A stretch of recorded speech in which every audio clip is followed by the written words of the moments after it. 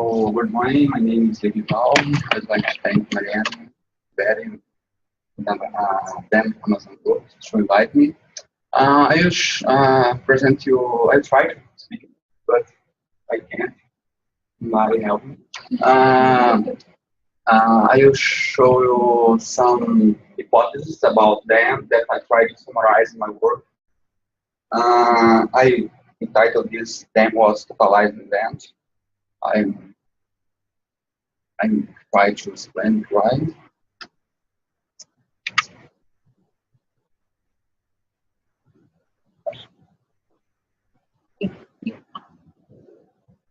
Yeah.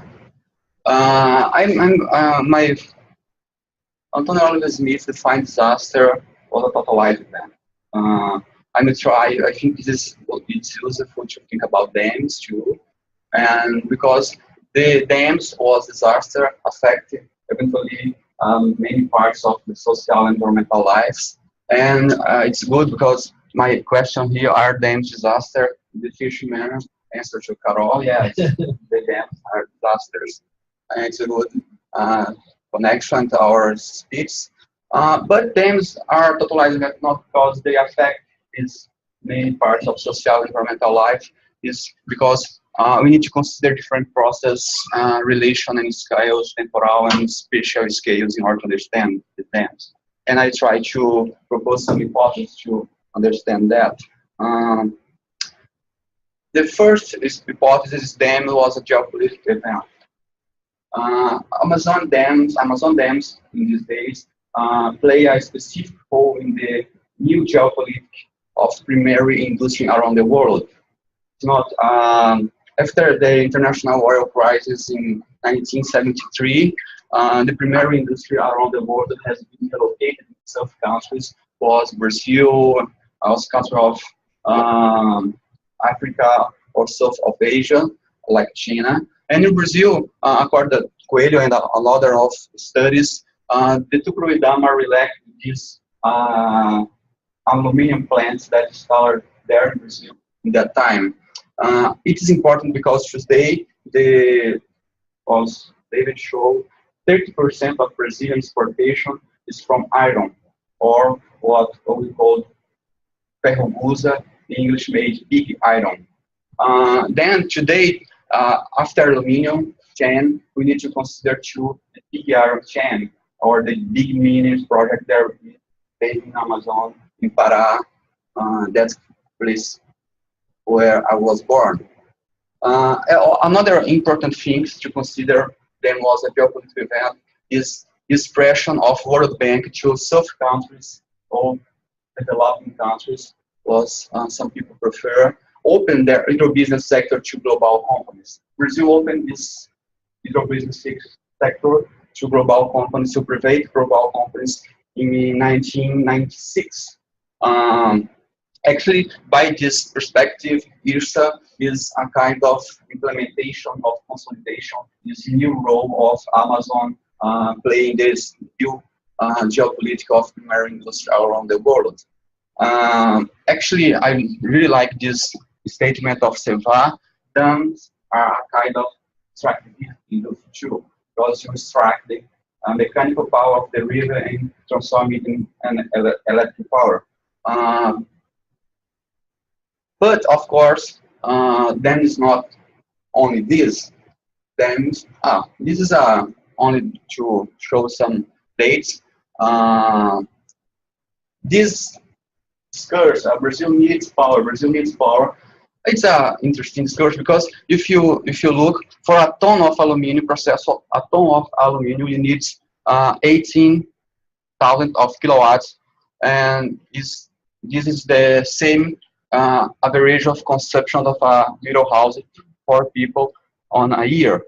For a ton of aluminum, you need to take a consumption of 5 houses in a year. Actually, we need that power to that large industry, not to households, things like that. It's a data of Seva, and these 12 large aluminum mines in the world, 3 of them are in Amazon, as you can see there. But Amazon dam is not a job event. Dams is an industry too. Dams are economic chain too. And then was this hydrobusiness, was state paper. Actually, and this is in this chain of hydrobusiness companies, we have this is the main important company, GDF Suez is French. But there you have global private companies, you have was GDF or Alcoa, we have private public company, was Eletrobras in Brazil, you have bank public, was BNDES, don't know if the pronunciation, and they more, you have mining companies, was Alcoa and Vale participating in this hydrobusiness sector. For example, Vale is a partnership in the Straight Dam in Tocantins River. It's a consortium, I don't know if the word is that, but it's a partnership between Vale, GDF, Alcoa, supported by BNDES. The BNDES supports until 8% of the dams. Of course, you have another industries, another companies like Brazilian construction companies was Camargo Correia, Odebrecht, cement and iron companies was Votorantim and Gerdau. But actually, that companies are from Brazil, but in this they are like global companies too. Odebrecht acting in Peru, in Africa, in other countries. And of course, you have the global supply companies, was Alstom, Voith Siemens. Alstom is from French, Voith Siemens is from Germany. Actually, you have a complex global industry, and these people play a considerable role in Brazilian politicians. They have a good power of lobby, and they are involved in corruption, like the CEO of Odebrecht are arrested this day, and Camargo Correia director are arrested, and this company support corruption. Bunch of nice people. Yeah. Actually, Alstom are involved in corruption too in Brazil. It's not Brazilian companies. It's a kind of business works that way. Of course, we need to consider the root impact of these companies in the Brazilian politician today. The lobby to not stop dams or not to find another source of energy, was wind or solar power. Actually, it's so complicated in Brazil to open a plant of solar power. It's so expensive, so complicated. But dams was not one industry too. Dams was a strategy of regional development. It's a terrible word to me. I think you Portuguese people. Development. Because I'm trying to find this the origin of this relation between dams and development. I find this people state that the main origin of this kind of relation is the ancient Europe colonial world in Africa. They construct dams and to irrigation, not to power in Africa. Colonies is the first origin of this relation.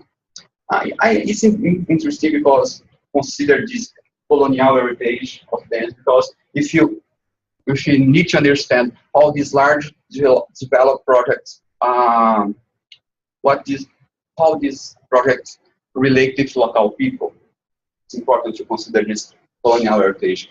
Of course, people find that the first World Bank officer comes from former colonial officer of the Europe countries, and of course was illegal state. If you understand this continuity, you need to look at their policy by author into the World Bank. Okay, but another important thing is the TVA. No, TVA, yeah, Tennessee Authority Valley. It was, is a first project of develop a regional plan developed in the United States, and they have good impact in Brazil.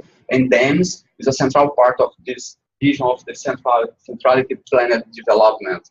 Um, As Campolina told, the TVA example has a root impact in Brazil. For example, you think about Sudan, Sudene, Companhia de Desenvolvimento de São Francisco. It's like a copies of TVA Authority Valley. And thousands of Oregon planners, engineers, and politicians have visited TVA and returned to home to spread the gospel that one or more dam built by a centralized authority would quickly transform any regional economy from subsistence, agriculture, to agribusiness and industry. Actually, this model was started in Brazil, in Ghana, another part of the world. But, for example, Jane Jacobs contested this model in 1970. Jane Jacobs contested this model, and a lot of different scholars contest this model. And for example, in this year, I received here in UF Evandro Moretti from Universidade de São Paulo. He shows that dams are not connected with local and regional development. Why? We continue to think this. Where people in Brazil continue to think dam is a good way to achieve development. I think you need to consider this part. Dam was a symbol. Dam was a powerful symbol of national power and development. But not of this. The affirmation of human capacity to control the nature. This is Hoover Dam in Colorado River. This picture is so interesting because it's like the American worker ride the mountain, and his force is I can conquest the mountain. It's like a dialogue between this imagine between the body and the dam in the, how can I say it? In the back. Yeah. For a large amount of people around the world, perhaps more than any other technology, massive dams symbolize the progress of humanity from a life ruled by nature and superstition to one where is ruled by science and superstition, punished by rationality. This dams was a symbol. I remember my father, once my father sees for the first time to create dams, they told me they are enchanted. They told me, you need to see that, it's beautiful. And he take my hand and lets me, how can you say that? Yeah, to see the dam. As I'm impressed. Oh, because Araguaia River, I was born here, Tocantins and Araguaia River. The biggest construction that I see in my life that day, maybe it's the biggest to these days. I don't know, but it's a good symbol and symbolize this thing. It's important to comprehend, to think dams are a symbol, to comprehend this urban people in Brazil. It's so complicated to convince these people that it's not a good thing. It's so complicated. Dam is a symbol. And of course, in Brazil, dam was a symbol in the past, and in these days it's a symbol.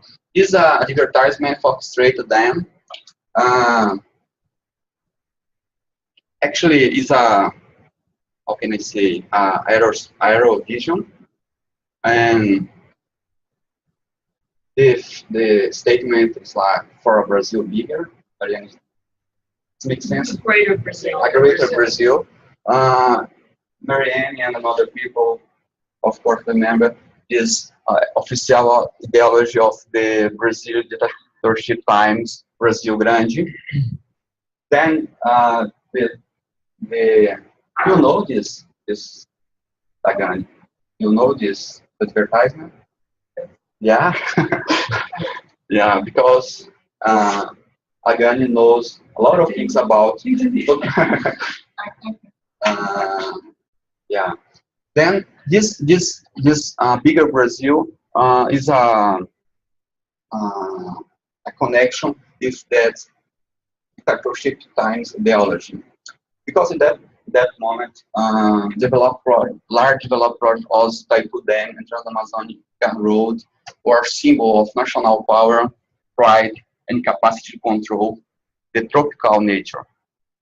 Is an affirmation of our power to control tropical nature, this disturbing nature, as you know. But this bigger Brazil is not is maybe a territorial bigger Brazil, means to the expansion of national society and Amazon. Then is another part of I would like to show, to present my hypothesis. Then is also conquest of territory and resources. Of course, you need to clean the area and to spell the people, these people that disturbing development. Of course, the main impact of social is you lost cultural diversity and traditional knowledge. But dams are, I think, we need to think dams was a legal enclaves. Not on dams, but this large development project. And this legal enclave reduce person or remove that legal civil or human rights that cover these people, because reduces people how George Agamben told the state a bare life, without any kind of human or civil rights. It's what happened with displaced people in Amazon. Boaventura de Souza Santos is a Portuguese sociologist, called this social fascism. But I like to use this guy, Zygmunt Bauman, called these displaced people as a social placeless. These people, what the dams and government, Brazilian government told these people, you not place in this society, not place in our society, or you integrate in our society, or go to hell. Simple as that. That social fascism is interesting because in case of straight down, they use the fear of strategy to expel people of the area. For example, in the São José Island, the community that I studied, people by night shot guns inside the island to, how can I say, to evaporate these people, To scare them. scare them, yeah, and these people run away. Okay, but it's not isolated event. Not in case of straight dam. It's a constitutive part of expansion of global market in the global south. It symbolizes the capacity of national state, national and global elites to conquest this territory to their conception of society, of course. Then this bigger Brazil is not only more powerful, is the more larger territory. One thing interesting about this dam is they contract architect, yeah, to draw the project to this dam look like more powerful and build. And in Brazil, this is a tourist point in the United States, but Brazil you don't have tourist dams as tourist point, but the dams receive people in that area to visit and to Yeah. Students, yeah. Yeah, Itaipu, yeah, is our symbol of our powerful nation. Yeah, you know this. That is some references that I'm reading about them, and thank you.